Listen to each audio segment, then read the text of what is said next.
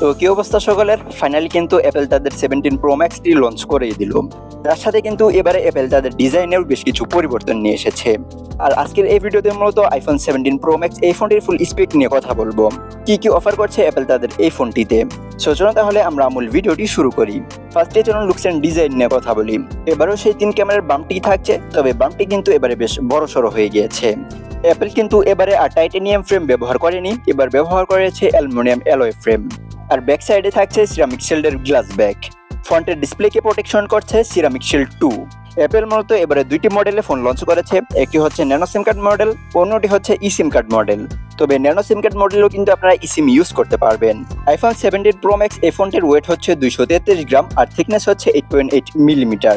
ধুলোবালি এবং পানি থেকে রক্ষা করার জন্য আইফোন তাদের এই ফোনটিতে IP68 এর রেটিং দিয়েছে। আর অ্যাপেল ক্লেম করছে এই ফোনটি 30 মিনিটের জন্য 6 মিটার পানির নিচে নিয়ে যাওয়া যাবে।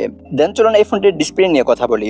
6.9 ইঞ্চির একটি LTPO super retina XDR OLED display থাকছে, যেখানে ফর দ্য ফার্স্ট টাইম 120 হার্টজের রিফ্রেশ রেট অফার করছে অ্যাপেল। আর এই ডিসপ্লেতে কিন্তু HDR10+ ডলবি ভিশনের সাপোর্ট থাকছে এবং 1600 নিটসের HBM থাকছে। আইফোন 16 প্রো ম্যাক্স থেকে 17 প্রো ম্যাক্সের ডিসপ্লে সাইজটা কিন্তু আরো বড় হয়ে গিয়েছে, কারণ এবারে কিন্তু চেন ভেজেল আরো ন্যারো করে ফেলেছে। মাত্র 19.7% থাকছে স্ক্রিন টু বডি রেশিও। এই ফোনটিতে কন্টেন্ট ওয়াচিং এর জন্য 1300x2800 পিক্সেলের রেজুলেশন থাকছে, পিক্সেল ডেনসিটি থাকছে 460 ppi। iOS 18 এর পরে কিন্তু এক লাফে iOS 26 এ চলে গিয়েছে অ্যাপেল। মূলত 17 প্রো ম্যাক্সে থাকছে iOS 26 আর চিপসেট হিসেবে থাকছে অ্যাপেল A19 প্রো, যেটি 3 ন্যানোমিটারের প্রসেসে তৈরি করা। এছাড়াও হেক্সাকোর সিপিইউ থাকছে আর জিপিইউ হিসেবে থাকছে অ্যাপেল জিপিইউ, যেটি 6 কোর গ্রাফিক্সের। এবারে 4টি র্যাম রোম ভেরিয়েন্টে অ্যাপেল তাদের ফোন লঞ্চ করেছে। বেস ভেরিয়েন্ট শুরু হচ্ছে 12GB RAM 256GB রোম থেকে। এছাড়াও 512GB 1TB 2TB রোম থাকছে, আর র্যাম কিন্তু 12GB থাকছে।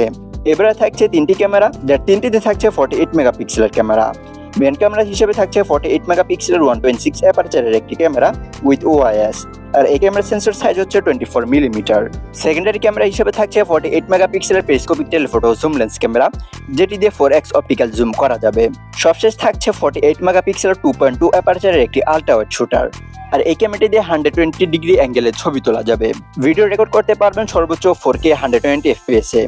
আর সেলফিতে থাকছে 18 মেগাপিক্সেলের একটি ক্যামেরা, যেটি 1.9 অ্যাপারচারের। সেলফি ক্যামেরা দিয়ে সর্বোচ্চ 4K 60 FPS এ ভিডিও রেকর্ড করা যাবে।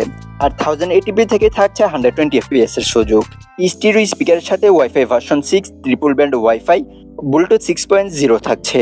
আর সেন্সরগুলোর ভিতরে থাকছে face ID sensor, accelerometer sensor, gyro sensor, proximity sensor, compass sensor এবং ব্যারোমিটার সেন্সর।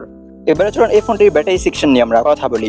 ন্যানো সিম মডেল যেটি থাকছে সেটিতে থাকছে 4832 মিলিঅ্যাম্পিয়ারের একটি ব্যাটারি, আর যেটি ইসিম মডেল থাকছে সেখানে থাকছে 5088 মিলিঅ্যাম্পিয়ারের একটি ব্যাটারি।